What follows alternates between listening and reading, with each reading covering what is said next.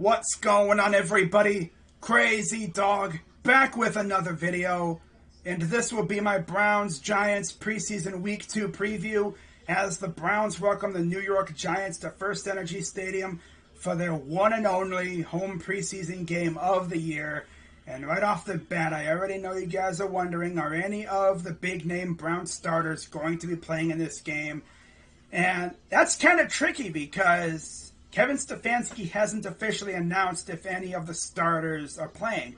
Now, I'd have to guess that some of the starters will be playing in this game, but in regards to the big names like Odell, Jarvis, Baker, Chubb, Hunt, Denzel, Miles, Clowney, and those guys, we could see a couple of those guys play. Maybe Baker plays a few drives, and maybe the starting offensive line plays, because the way I see it, if your starting quarterback plays, you kind of have to have your starting offensive line out there, simply because, if the opponent has their starting D-line out there and you have your number 2 offensive line out there, there's a chance that Baker just absolutely body your quarterback. And in case you didn't know, Baker is getting the bag soon, and same goes for Denzel Ward.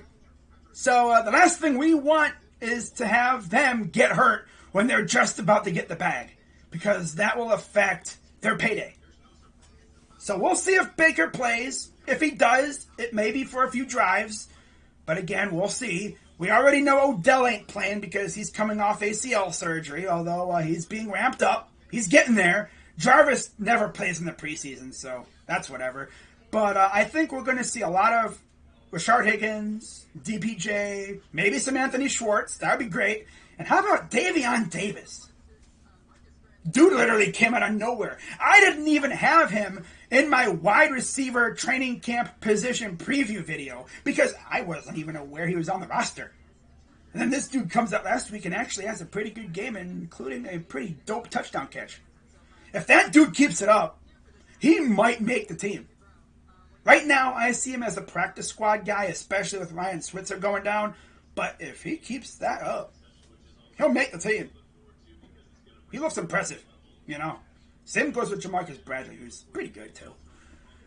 But yeah, I don't really see a whole lot of our starters playing.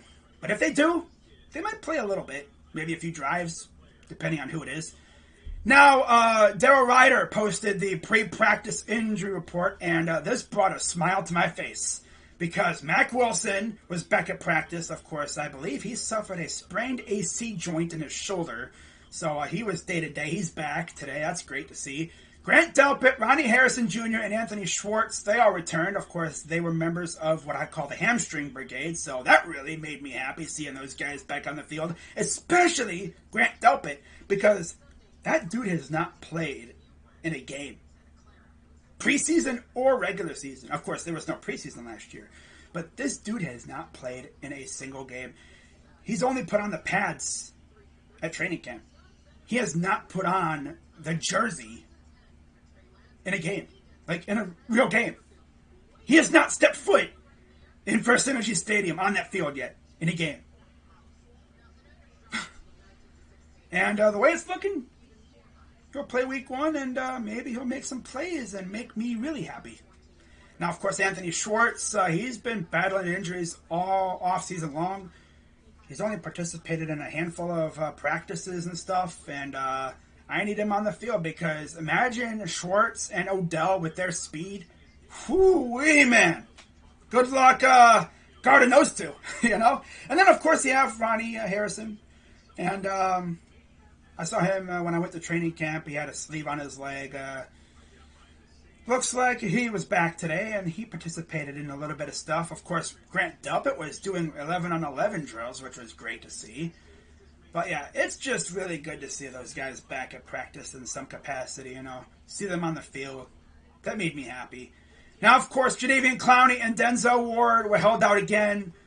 Again, Denzel's been battling injuries for the past couple of years. That dude just cannot stay healthy, and it's really sad, especially because he's really good when he's on the field. Of course, he's next in line to get the bag, so I would prefer him to be healthy. So I guess this is all right. I'm not going to get all pissed off. Oh, he's not practicing. He's not playing in the preseason. I want him to be healthy for week 1. Okay? Same thing with Jadeveon Clowney. because the best ability is availability.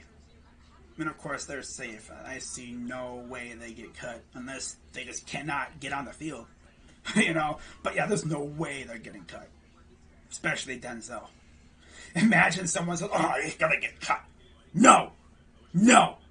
Don't put that evil on me. I love Denzel. I just want him to stay healthy. For one season, okay? Is that too much to ask? I mean, damn, we might actually get to see Greedy and Denzel on the field together for a full season. Knock on wood. I want to see that. Because I'll tell you one thing, they're really good when they're on the field.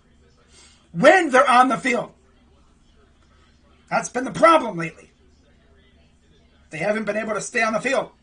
Of course, Greedy missed all of last year, and he missed 4 games this rookie year. And then Denzel's been on and off the field due to injuries the past couple years as well. I want them to stay on the field for a full season.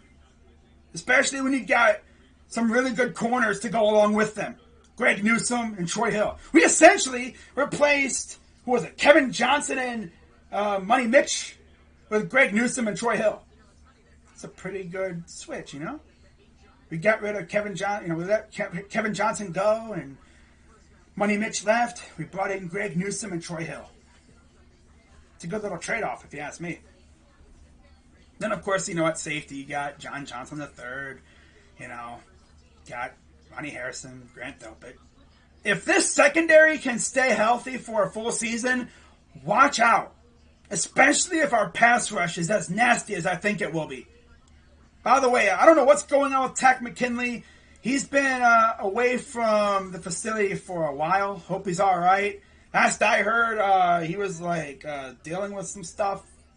Maybe it's health issues or something. I don't know what the heck was going on. But I hope he's all right, and hopefully he comes back to camp soon because he needs to get on the field. Good news also, Malik McDowell practiced today. Yeah, Malik McDowell. Dude was drafted, a couple years ago. He has not played in a single game because of off-the-field issues. I want to see him on the field. I want to see him succeed. Okay, that's enough of my little rant for the day. Now, my 3 things to watch for this game. Number 1, I want to see what this offense does.